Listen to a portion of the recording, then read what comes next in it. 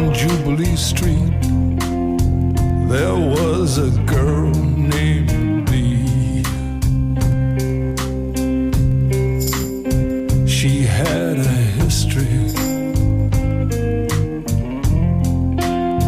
but she had no past. When they shut her down, the Russians moved in.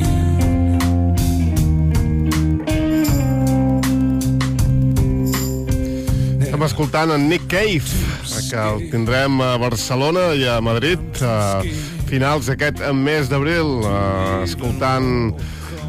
cantant en aquest cas aquest Jubilee Street, que canta la història d'una noia a qui van matar al carrer Jubilee. I per què expliquem tot això? No ho sé, perquè sonava la cançó. En qualsevol cas, que volem saludar és en Sergi Cànoves. Ja sabeu, iniciem un nou viatge mar endins a la recerca de noves fronteres, sempre amb la música com a horitzó. Ja sabeu, estem parlant de Mar Endins, el programa d'en Sergi Cànoves, aquest programa que tant vos agrada, que tanta bona rebuda ha tingut. Bon dia, Sergi. Hola, bon dia. Què tal? Escolta, ha sigut idea teva això de punxar Nick Cave, ara? Doncs mira, sí, i de fet és un plaer escoltar Nick Cave, no? Ara parlaves del concert que fan a Barcelona i jo tinc 4 entrades ja preparades. 4 entrades? Què aniràs? Amb tota la família? Sí, estaria molt bé portar el nen. Tinc un nen de 9 anys, estaria genial, no? O tota l'escola ja em portaria. Sí. Vaig amb la meva parella i 2 amics més. Molt bé, doncs que escolta, que sàpigues que mos veurem allà. En qualsevol cas, és al Palau Sant Jordi aquest concert, sí. En fi, ja Nick Cave no toca sales, polos i...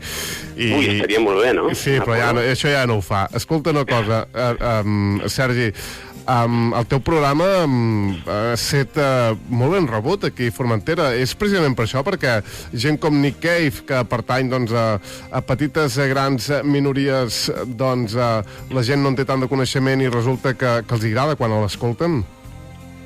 Bueno, enganxa, no? Jo crec que enganxa. És un d'aquells artistes que tenen ja, jo crec que tenen una mena d'aureola ja una mica mítica, no? Però és que som així melòmans i seguim el que és la música, no només independent, sinó ja, jo diria que ja té un punt mainstream, no? Però els que seguim aquest tipus d'artistes, bueno, és un luxe, no? Ser contemporani d'un personatge així, no?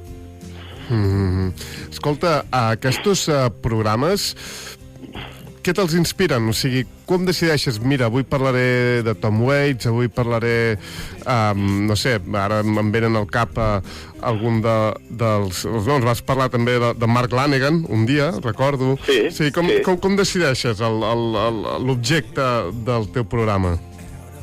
Doncs mira, és d'una manera molt natural, perquè jo crec que el tema de la música el tinc incorporat de fa molts anys, i sorgeix de manera molt natural. Estic constantment escoltant música. Diguéssim que l'oportunitat de treure fora tot el que d'alguna manera visc internament és un plaer absolut, i el programa em dona l'oportunitat de que sigui així, no? I ja et dic, és una manera molt espontània. Jo vaig estar molts anys treballant a premsa musical. Vaig començar a la revista Popular 1, que és de les pioneres de rock a Espanya, que encara continua. I després vaig estar a la Junta Cultural de Barcelona, i això em va permetre estar sempre en contacte amb les novetats musicals i molt vinculat a l'escena, sobretot la música allà a la ciutat. I d'alguna manera el que he anat fent és recuperar moltes de les vivències que vaig tindre en aquella època, va ser molt intensa, i mira, i plasmar-ho al programa, no? I realment està sent un plaer. Perquè tu et dediques professionalment a l'arquitectura, pot ser? Jo sóc arquitecte, sí. Soc arquitecte. I llavors quan tu estàs dissenyant plànols o estàs inspirant-te per fer un disseny, sempre ho fas amb música? Sempre faig amb música, sí. Constantment estic amb música. No només... I si no l'escolto, diguéssim, del reproductor, la tinc al cap, no? Llavors, bueno, m'acompanyen. La veritat és que sí. Escolta, digues. Sí. No, i de fet sóc arquitecte, diguéssim, per vocació, però em dedico també en paral·lel, ja et dic, en paral·lel sempre m'he dedicat al món de la premsa musical i he escrit de música, sempre, sobre música, i ara el fet de no escriure, sinó parlar i escoltar és passar un altre pla, no? Sempre havia tingut l'espineta de la ràdio clavada, i clar, això em dona l'oportunitat d'esplayar-me. Ets autodidacta amb això de la ràdio? O sigui, has après a fer-ho tu sol? Perquè tu deies, explicaves que escrivies en premsa especialitzada com a crític. Per cert, els crítics a vegades sempre allà a l'ull de la tempesta, no? La gent, doncs, de vegades criticant el missatger, però en qualsevol cas crític, però no no en un programa de ràdio. Com tu fas? Has après tu sol a manejar un estudi, un equip? Sí.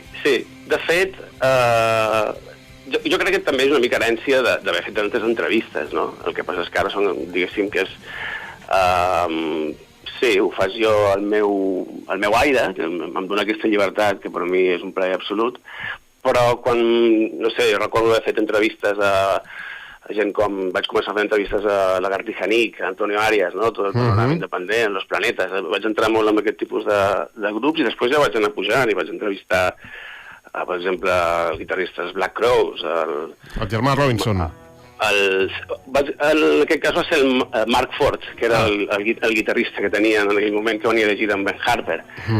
O fer moltes entrevistes telefòniques. Llavors, això d'alguna manera suposo que també té a veure després amb la manera que tens de relacionar-te amb el món, diguéssim, de la ràdio, no? Recordeu el programa Mar Endins dimarts a les 8 del vespre i divendres fem la repetició avui mateix a les 12. Ja sabeu els horaris i ja sabeu la cortineta, l'entrada tan característica amb aquesta veu que et xiu-xiueja i que t'explica una miqueta, doncs, la cara oculta, tot allò que no coneixem de segons quins artistes. Escolta, quins especials mos tens preparats els propers dies? De què podrem gaudir?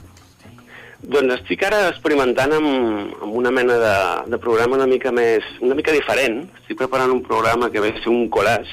És un programa basat en una figura de Claudio Naranjo, que és un personatge que m'interessa molt, i he volgut recuperar extractes de les seves conferències, mesclats amb músiques, bueno, que hem vingut escoltant als programes com Radiohead o inclús Nine Inch Nails. Llavors m'agrada fer aquesta mena d'experimentació, no només amb la música en si, sinó el que suggereix, no? Molts dels missatges d'algunes cançons es porten a inclús discursos de ments tan brillants com el del senyor Claudio Naranjo, que és com un referent. Llavors m'agrada mesclar tot el que... Ja que em dona aquesta llibertat, no? Doncs experimentar amb aquest tipus experiments. Ja ho veureu, està interessant. Home, i tant, aquest Claudio Naranjo veiem aquí a la Wikipedia que és un psiquiatre i escriptor xilè que es va convertir en els pioners i màxims referents de la psicologia transpersonal i per tant el que faràs és agafar alguns excerpts, alguns paràgrafs seus i mesclar-ho amb música. Pinta bé. O sigui, exacte, sí. Això és el que farà. Molt bé, escolta, tu toques algun instrument o no? Jo toco la guitarra, sí. O sigui, ho tens tot, eh? O sigui, toques la música, l'escoltes i n'escrius, no? I la investigues, no? Sí, jo crec que en certa manera a vegades no hi ha... Tot està connectat, no? Quan estàs en aquest sentit.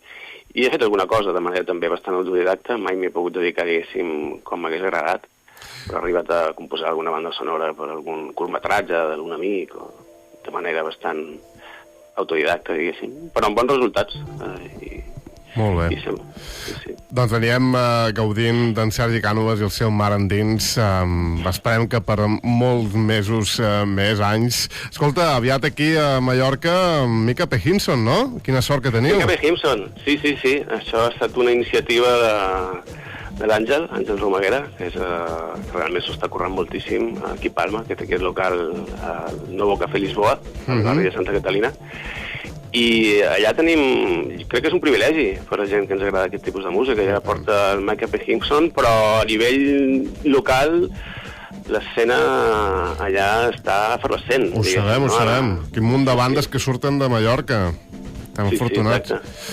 Moltíssimes gràcies, Sergi, moltíssimes gràcies i en fi, et seguim escoltant el Mar Endins. Recordeu l'horari divendres, avui les 12 de la repetició, però la primícia, el programa, el seu primer dia és dimarts a les 8 del vespre.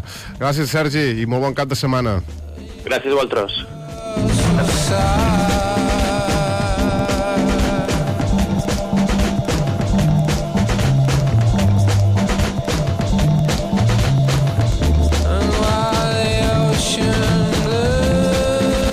Estàs escoltant Ràdio Illa.